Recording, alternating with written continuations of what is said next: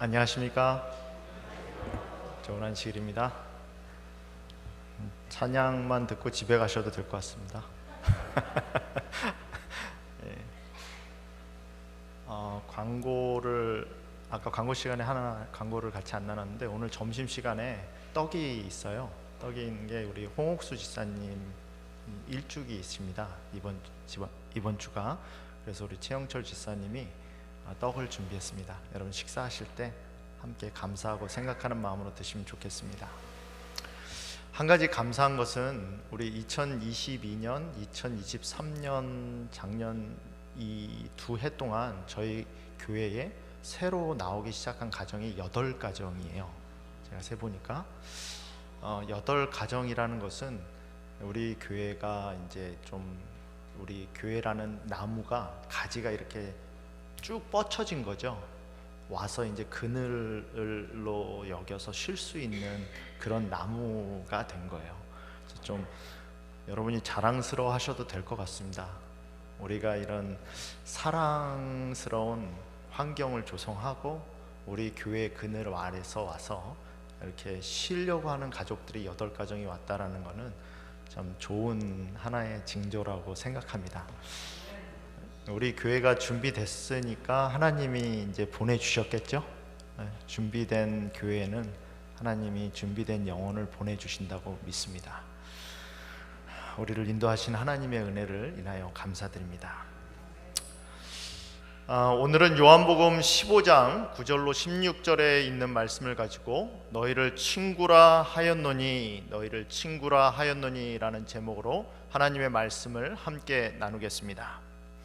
저희 어머님은 아주 교회에 신실한 집사님이었습니다. 그래서 매주 평일에도 목사님과 함께, 선교회장님과 함께 항상 방문을 다니셨어요.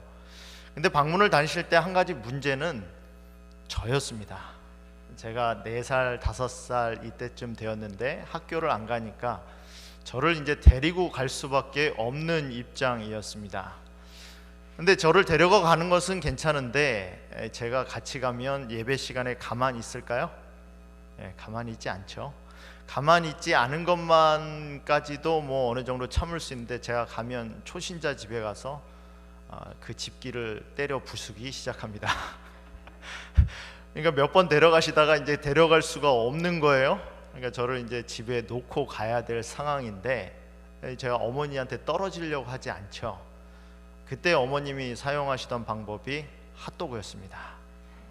바싹바싹하게 구워놓은 핫도그. 그 핫도그를 주면 제 시선이 온전히 핫도그에 집중이 됩니다. 핫도그 먹을래? 핫도그 먹고 집에 있을래? 엄마 따라갈래? 이제 핫도그가 되는 거죠. 그렇게 이제 저를 띄워놓고 방문을 다니셨습니다.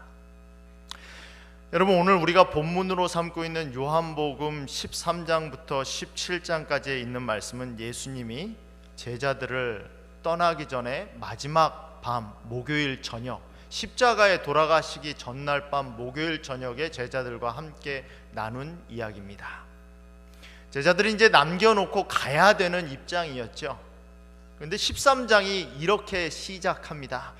내가 이제 너희들 남겨놓고 떠나야 되는데, 예수님의 심정을 요한은 이렇게 서술합니다. 유월절 전에 예수께서 자기가 세상을 떠나 아버지께로 돌아가실 때가 이른 줄 아시고 세상에 있는 자기 사람들을 사랑하시되 끝까지 사랑하시니라. 예수님이 제자들을 띄워놓는 마지막 방법으로 선택하신 것은 끝까지 사랑하는 것이었습니다. 끝까지 사랑함으로 말미암아 그들에게 용기와 힘을 주고자 하셨습니다. 그런 배경 안에서 우리는 요한복음 12장부터 17장을 읽어야 됩니다. 내가 너를 사랑해. 사랑하지만 나는 떠나야 돼. 떠나기 전에 내가 너를 끝까지 사랑하기 위해서 주는 말이 이거야. 그게 요한복음 15장 우리가 오늘 읽는 본문의 배경입니다. 그 배경 가운데 하나 나와 있는 것이 포도나무의 비유예요.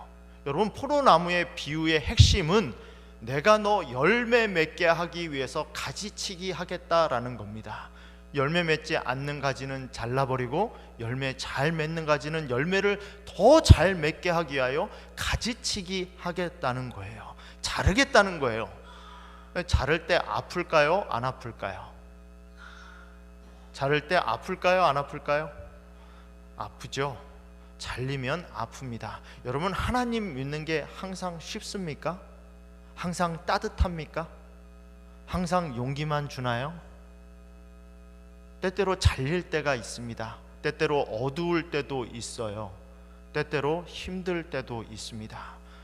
여러분, 포도나무의 비유는 바로 그 말씀하는 거예요. 그런 중에서도 뭐 하지 말라고? 실망하지 말라고, 좌절하지 말라고. 그것도 하나의 과정이라고. 포도나무 비유가 우리에게 주는 말씀은 그겁니다. 예수님이 제자들을 떠나기 전에 그 11 제자를 앉혀놓고 포도나무 비유를 말씀하신 게 그거예요. 히브리서에서는 그런 말씀을 징계라고 표현합니다. 왜 하나님은 하나님을 믿는 백성들을 징계하시는가? 하나님이 아들과 같이 너희를 대우하시나니 어찌 아버지가 징계하지 않는 아들이 있으리요? 자녀를 제대로 키우고자 결심한 부모치고 자녀를 징계하지 않는 부모가 있습니까? 사랑하면 사랑할수록 더 가르치죠. 사랑하면 사랑할수록 더 관심을 쏟고 더 잔소리하고 더 매를 듭니다. 왜? 사랑하기 때문에. 옆집 아이는 그렇게 신경 쓰지 않아요. 내 아이니까 매를 한 번 더 드는 겁니다. 징계는 다 받는 것이 오늘 너희에게 없으면 사생자요 친아들이 아니니라. 우리가 고아가 아니라는 증거가 여기 있습니다. 뭐예요? 우리가 아직도 고난을 받는다는 거예요. 아직도 하나님으로부터 견책을 받는다는 겁니다. 그게 뭐예요? 우리가 고아가 아니라는 뜻이에요. 여러분, 내가 징계받으면, 내 가지가 좀 잘려지면 생각하셔야 돼요. 아, 하나님이 아직도 날 뭐 하시는구나? 사랑하시는구나. 그게 우리가 아버지가 있다라는 증거입니다. 하나님은 우리의 유익을 위하여 그의 거룩하심에 참여하게 하시느니라. 그 징계를 뭐라고 표현합니까? 히브리서의 저자는 징계받는 것을 하나님의 거룩하심에 참여하는 것이다 라고 말을 합니다.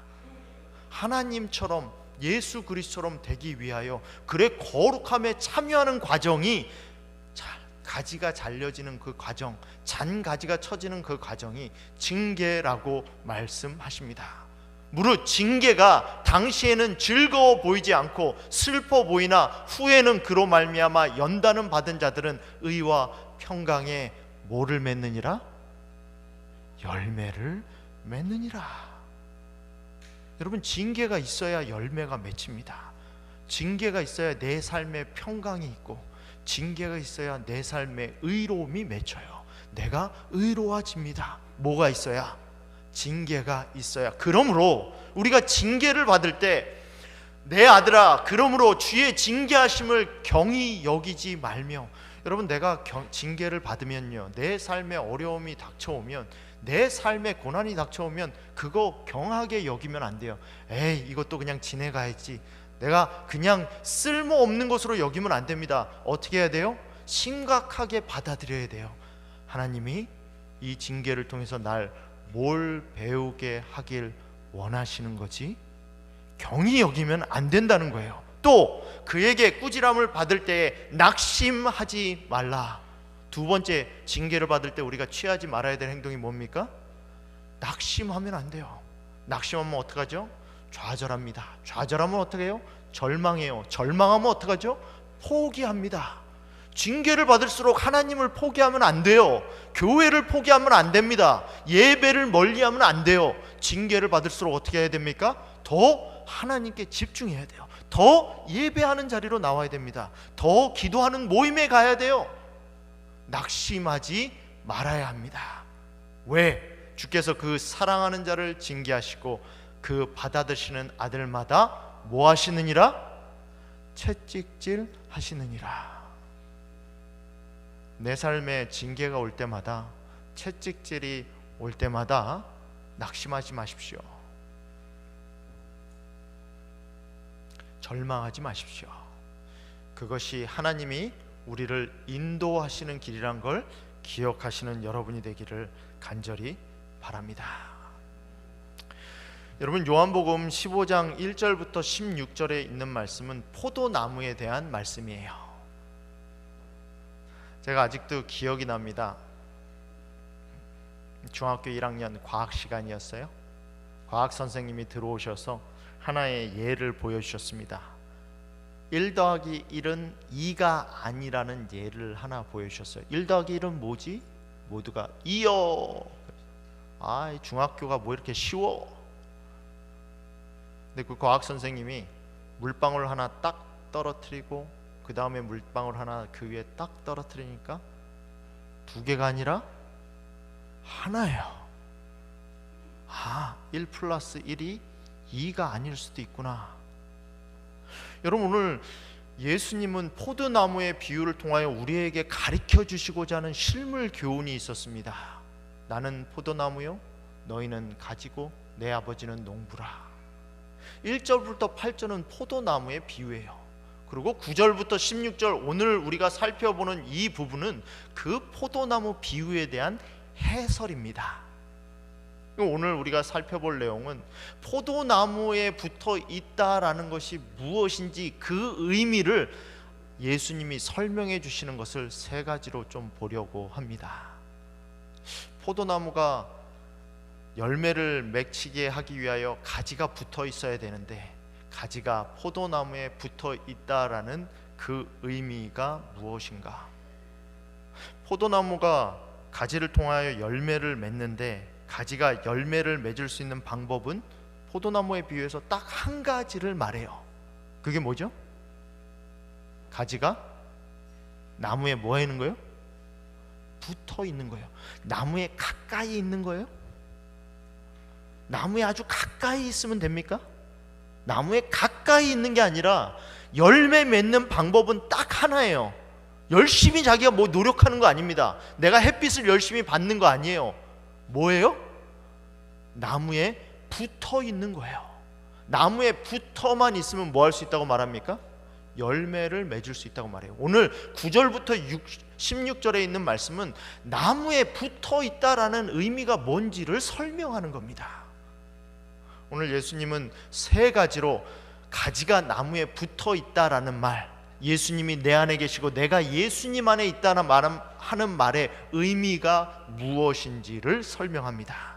그것에 대해서 오늘 여러분들과 함께 나누고자 합니다. 첫 번째는 가지가 나무에 붙어 있다라는 말은 거한다라는 거예요. 거한다. 아버지께서 나를 사랑하신 것 같이 나도 너희를 사랑하였으니 나의 사랑 안에 거하라고 말합니다. 가지가 나무에 붙어 있다라는 말은 거한다는 말이에요. 사랑 안에 거한다라는 말입니다. 사랑 안에 거한다라는 뜻이 뭘까요? 이 예수님이요 3번에 걸쳐서 이 가지가 붙어 있다라는 뜻이 무슨 뜻인지에 대해서 설명하는데 3번 다 공통적으로 자기와 하나님의 관계를 비유해서 설명합니다. 거한다는 것도 똑같이 설명하시죠. 아버지께서 나를 사랑하신 것 같이 나도 너희를 사랑하였으니, 아버지께서 나를 사랑하신 것 같이 너희도 나를 사랑하는 것이 사랑 안에 거한다는 거예요. 그럼 뭘 알아야 돼요? 아버지께서 예수님을 사랑하신다는 것의 의미를 알면 내가 예수님의 사랑 안에 거한다는 의미를 알 수 있는 거겠죠. 이해가십니까? 예수님이 설명하시는 요지가 그거예요. 내가 하나님이 나를 사랑하신다는 의미를 알면 내가 예수님 안에 거한다는 의미를 알게 된다는 거죠. 아버지께서 예수님을 사랑하신다는 의미는 무엇인가? 아버지께서 아들을 사랑하셔서 하신 일이 뭐예요? 자기가 행하시는 것을 다 아들에게 보이시고 또 그보다 더 큰 일을 보이사 너희로 놀랍게 여기게 하시리라. 사랑하셔서 하신 일이 뭐예요? 하나님이 예수님을 사랑하셔서 하신 일은 예수님이 하신 모든 일을, 하나님이 하실 모든 일을 예수님에게 보이신 거예요. 예수님은 그래서 아침에 일어날 때마다 하신 일이 뭐예요? 여러분, 예수님은 어떻게 그렇게 매일매일 삶에서 무엇을 어떻게 해야 될지 확신 있게 일하셨을까요? 여러분, 우리가 삶을 통해서 수백 가지의 결정을 매일매일 내리지 않습니까? 내가 아침에 뭘 먹을지부터 시작해서, 내가 아침에 몇 시에 일어날지부터 시작해서 수백 가지 결정을 내리잖아요. 근데 예수님은 복음서에 보면 그분이 내리는 모든 결정에 대해서 뭐예요? 주저함이 없어요. 어떤 환경과 어떤 사람을 만나도 그냥 말씀하십니다. 어떻게 그게 가능하죠? 여러분, 예수님은요, 하나님으로부터 그 하루의 삶을 브리핑 받으셨어요. 적어도 어떤 일이 벌어질지 기도를 통하여 모든 준비를 완벽하게 하고 그 다음 날로 나가셨어요. 하나님은 그 하실 모든 일을 예수님을 사랑하시기 때문에 예수님과 다 나누셨다는 거죠. 다시 말해서 우리가 예수 그리스도의 사랑 안에 거한다는 것은 예수님이 우리에게 벌어질 모든 일을 그분이 우리와 뭐 하신다는 거예요? 공유하신다는 거예요. 그게 사랑 안에 거한다는 의미예요. 그렇게 공유하시면 내가 예수님이 원하시는 뜻 안에 거할 수 있습니까? 살 수 있는 거죠. 이미 알려주셨으니까. 마치 뭐처럼 거한다는 의미가 성경에 여러 번 나옵니다. 출애굽기 25장 8절에 보면 성소를 짓는 의미에 대해서 이렇게 말해요. 내가 그들 중에 거할 성소를 그들이 나를 위하여 짓되. 성소를 통해서 하나님이 알려주신 게 뭐예요? 왜 성소 지어놓고 번제단 있고 물두멍 있고 성소로 들어가서 거기 떡상 있고 촛대 있고 분향단 있고 그 안에 지성소 안에 시은자가 있고 왜 그걸 만들어 놓으셨죠? 성소를 통해서 뭘 보여주신 겁니까? 예수님이, 하나님이 이스라엘 백성을 어떻게 구원하시는지 구원의 여정을 가르쳐주신 거예요. 성소 안에 출애굽이 들어있잖아요. 분향단에서 뭐가 잡혀집니까? 유월절을 통하여 잡혀진 예수 그리스도를 보여줍니다. 성소 안으로 들어가서 뭐가 보여줘요? 이스라엘 백성들이 40년 동안 광야 생활했던 걸 보여줘요. 지성소를 통하여 예수 그리스도가 하나님이 그들을 가나안 땅으로 인도하시는 걸 보여줘요. 성소를 통해서 우리에게 무엇을 보여주십니까? 우리가 예수 그리스도를 믿음으로 칭의를 받는 칭의를 번제단을 통해서 보여줍니다. 칭의로 끝나는 게 아니죠. 이스라엘 백성이 40년 동안 광야 생활했듯이 우리가 성소 안으로 들어가서 말씀과 성령과 기도를 통하여 성화되어지는 과정을 보여줍니다.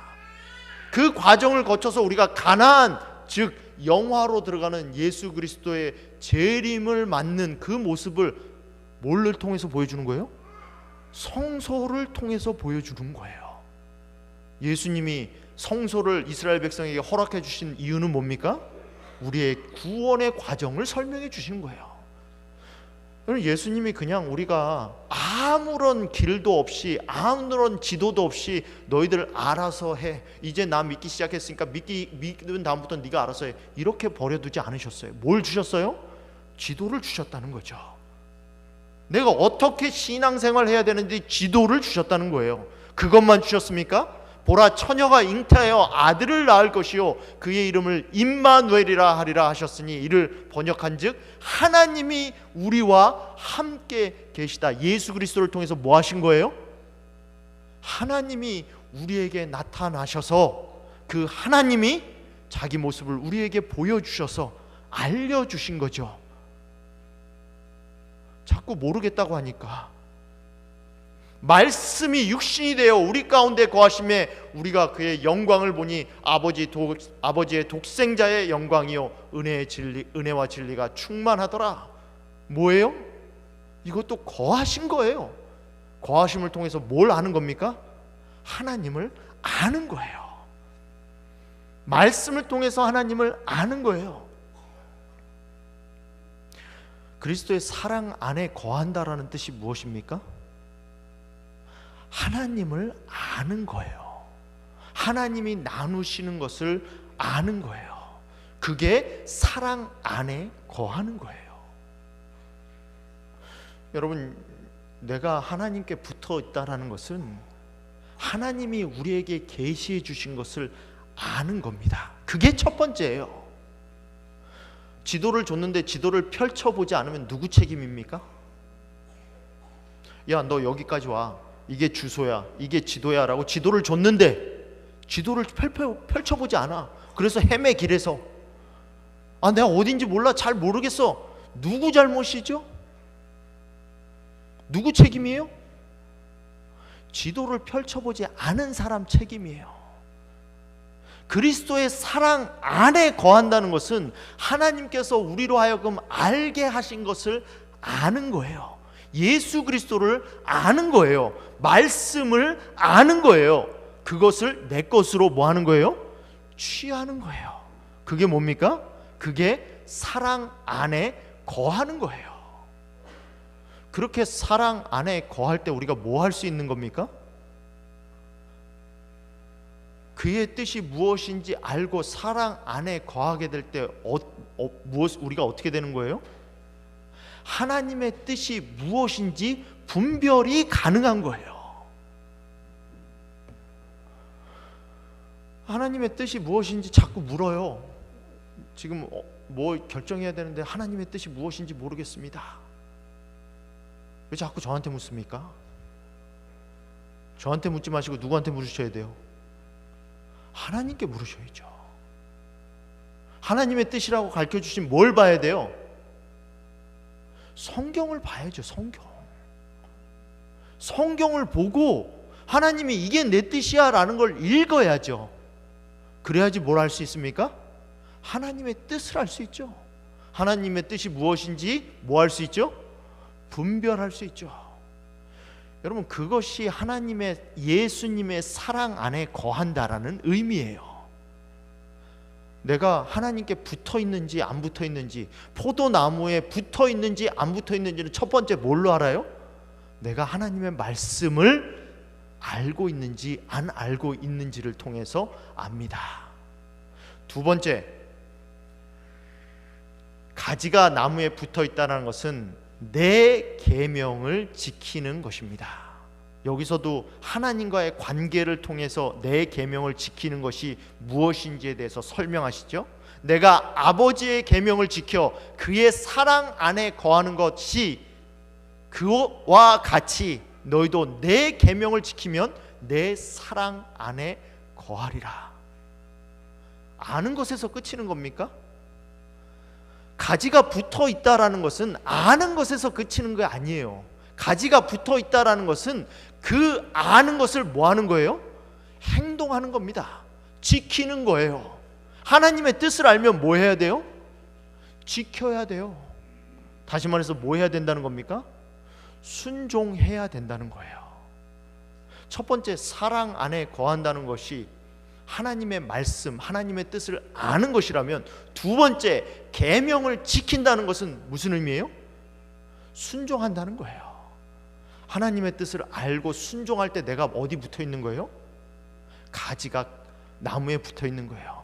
내 삶에 열매가 맺혀지지 않으면 이 두 가지를 확인하셔야 돼요.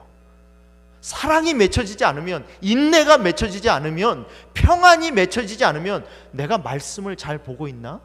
내가 말씀에 순종하고 있나? 이 두 가지를 뭐 해야 돼요? 확인해야 돼요.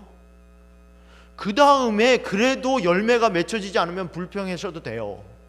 근데 그게 두 가지가 이루어지지 않았는데 왜 열매가 맺혀지지 않냐고 불평하시면 안 된다라는 거죠.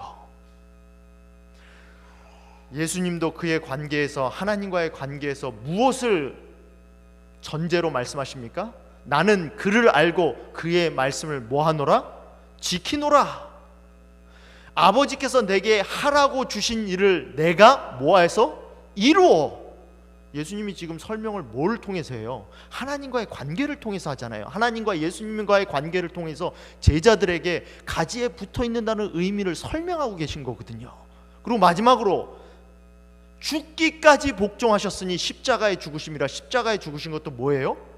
하나님의 뜻에 복종한 거예요. 아버지의 뜻에 복종한 겁니다. 언제 죽습니까? 내가 언제 죽어요? 하나님의 뜻에 복종할 때 뭐예요? 내가 죽어요. 언제 삽니까? 언제 내가 살아있어요? 하나님 뜻에 복종하지 않을 때 내가 살아있어요.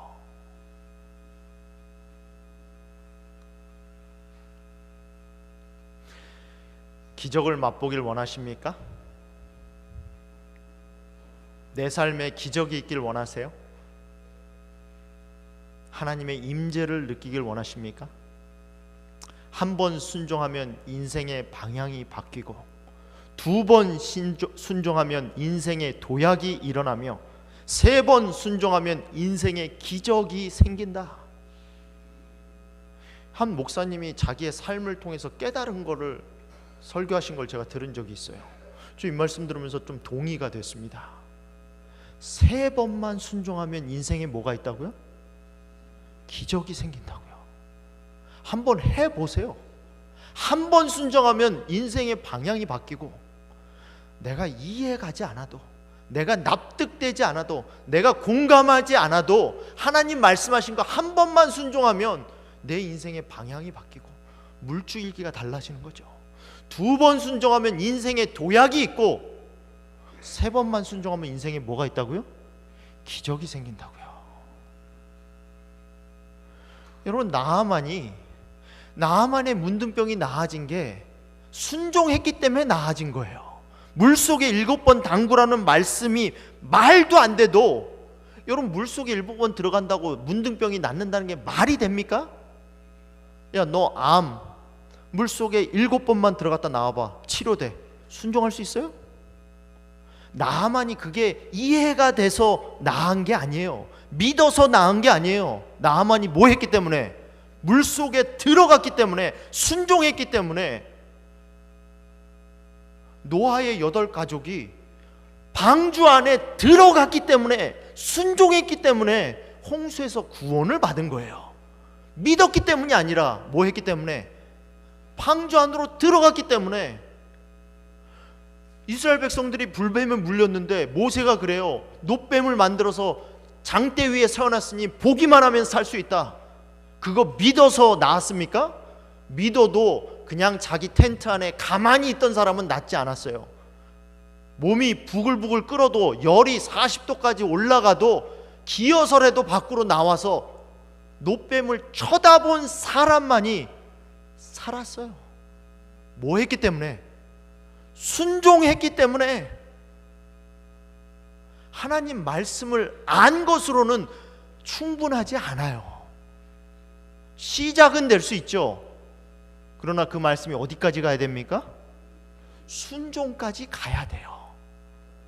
그래야지 그것이 내 삶에 뭐 해지는 거예요? 이루어지는 겁니다.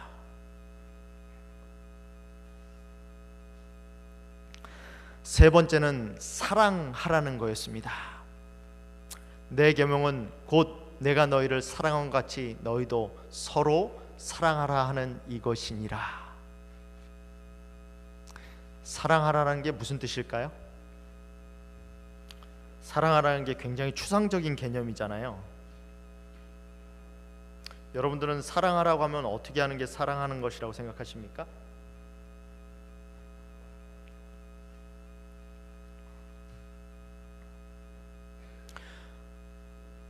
혼란스러울까봐 예수님이 그 다음 절에 예를 들어 놓으셨죠. 사람이 친구를 위하여 자기 목숨을 버리면 이보다 더 큰 사랑이 없나니. 2018년 11월 필리핀 국내선 항공기 안에서 한 아기가 울기 시작했습니다. 갓난아기를 데리고 탄 한 어머니가 우는 아이를 안절부절 못하고 보고 있었어요. 근데 어머니가 젖이 안 나오는 거예요. 근데 있던 분유도 다 떨어졌습니다.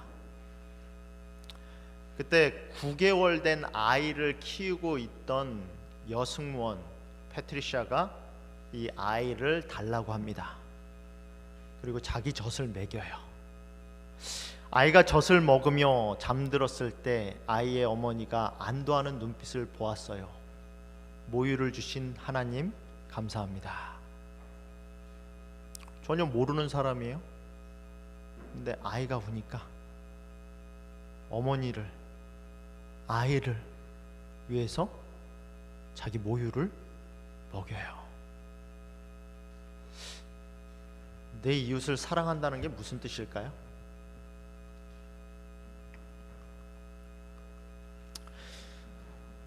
정현종 시인의 방문객이라는 시가 있습니다. 사람이 온다는 건 실은 어마어마한 일이다. 그는 그의 과거와 현재와 그의 미래와 함께 오기 때문이다. 한 사람의 일생이 오기 때문에 부서지기 쉬운, 그래서 부서지기도 했을 마음이 오는 것이다. 한 사람을 사랑한다는 게 무슨 뜻일까요?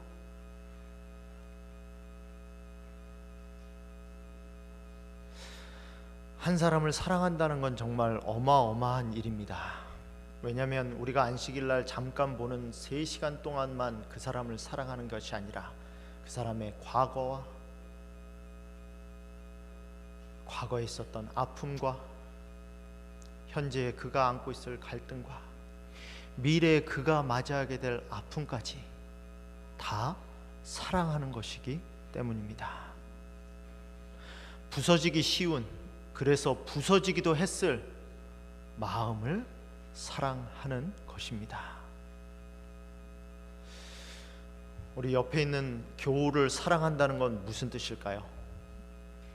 그 갈피를 아마 바람은 더듬어 볼 수 있는 마음, 내 마음이 그런 바람을 흉내낸다면 필경 환대가 될 것이다. 우리는 함께 신앙하고 있는 우리의 동료를, 우리의 성도를 어디까지 사랑할 수 있습니까?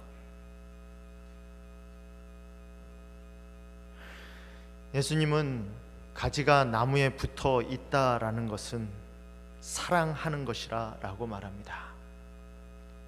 무엇까지? 죽기까지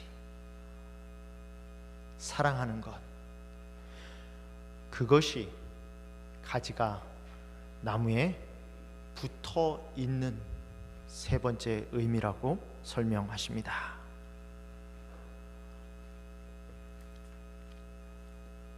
그러면서 예수님은 이렇게 마무리하세요.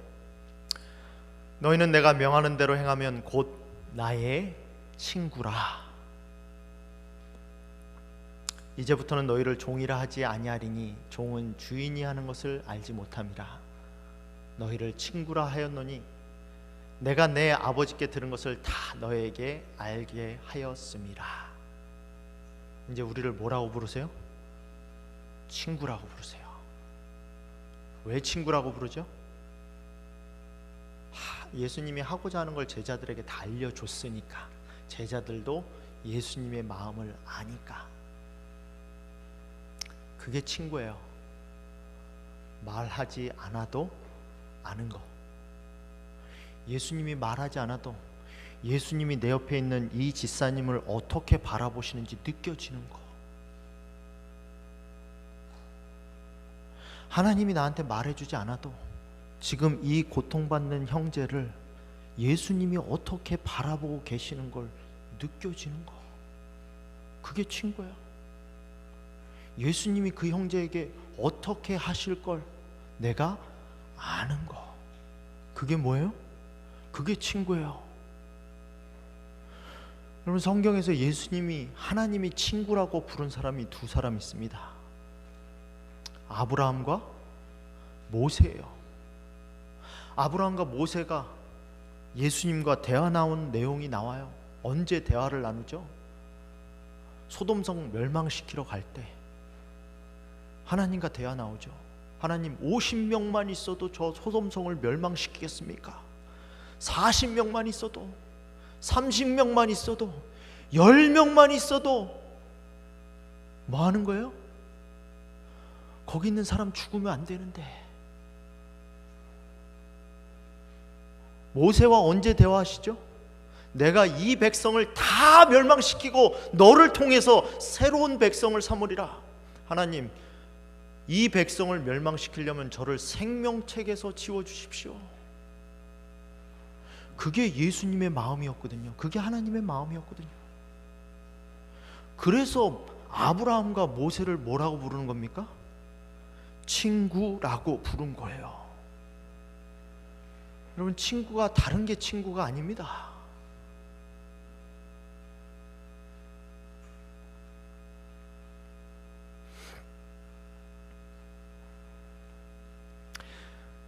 미션이란 영화가 있습니다.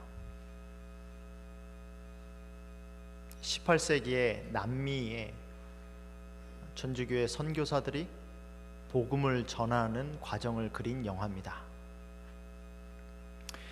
가브리엘이라는 선교사가 꽈라니족에 복음을 전하기 시작하죠.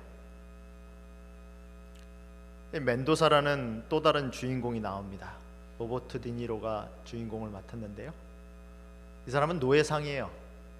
꽈라니족을 잡아서 미국에 갖다 팔아서 돈을 남기는 노예상입니다. 근데 이 멘데사가 자기 약혼녀와 바람을 피는 자기 동생의 모습을 보고 화가 나서 동생을 칼로 죽입니다. 근데 동생을 칼로 죽이고 나서 양심의 가책을 너무 느끼는 거예요. 그래서 삶을 거의 포기하다시피 멘도사가 생활을 합니다. 그러다가 가브리엘 선교사의 감명을 받아서 회개하고 가브리엘 선교사를 따라가기 시작해요. 근데 자기 동생을 살인한 것에 대한 죄책감을 버릴 수가 없는 거예요. 그래서 가브리엘 선교사를 따라서 꽈라니족이 있는 곳에 선교지까지 따라가는데, 계곡을 넘어서 산까지 올라가는데 자기가 그 꽈라니족을 잡기 위해서 사용했던 그물과 사용했던 갑옷과 칼과 창과 그 모든 것들을 이 그물에 이만큼 쌓아놓고 그걸 짊어지고 산을 올라갑니다. 몇 번 죽을 뻔해요. 그래서 죽을 뻔한 이 사람이 하도 안쓰러워서 이 가브리엘 선교사가 그거 등짐 좀 제발 내려놓고 오라고, 그러다 너 죽는다고. 근데 절대 내려놓지 않아요. 끊어서 버리면 다시 골짜기 밑으로 내려가서 그걸 다시 등짐을 가지고 올라갑니다. 왜? 자기의 죄책감을 도저히 버려놓을 수가 없는 거예요. 그 등짐을 끝까지 지고 꽈라니족이 있는 데까지 올라갑니다. 그래서 자기가 잡아서 노예로 팔던 그 꽈라니족을 만나는 장면이에요. 예수님이 우리를 친구라고 부르신 이유는 우리가 짊어지고 아직도 끌고 가고 있는 우리 죄짐을 끊어주기 위해서 그렇게 부르신 겁니다. 우리가 우리의 이웃을 친구라고 부르는 이유는 그들에게 내 목숨을 내어줘서 내가 그를 위해서 죽겠다는 결심을 하는 것이 아니라 그의 죄짐을 내려놓을 수 있도록 용서해 주는 것부터 시작하기 때문에 친구라고 부른 겁니다. 그게 친구예요. 그래서 예수님이 저희를 친구라고 부르신 거예요. 이제는 종이 아니죠. 짊어지고 갈 필요 없다는 거죠. 친구라는 거예요. 너희가 나를 택한 것이 아니요 내가 너희를 택하여 세웠나니 이는 너희로 가서 열매를 맺게 하고 또 너희 열매가 항상 있게 하려 하여 내 이름으로 아버지께 무엇을 구하든지 다 받게 하려 함이라. 성도 여러분, 여러분을 지금 이 자리까지 인도하신 분은 여러분이 아닙니다. 내가 결심해서 여기까지 온 거 아니에요. 예수님이 택하시고 예수님이 세우셨습니다. 그 예수님이 여러분을 친구라 부르시고 여러분의 앞날을 인도하실 것입니다. 여러분, 우리도 우리 옆에서 함께 신앙하고 있는 우리의 이웃들을 친구라 부르지 않으시겠습니까? 예수 그리스도의 친구가 된 우리가 우리의 이웃을 내 친구로 받을 수 있고 그 등짐에 있는 죄의 짐을 다 끊어주고 하나님 앞으로 함께 나갈 수 있는 저와 여러분이 되기를 간절히 바라면서 오늘 말씀을 마치겠습니다.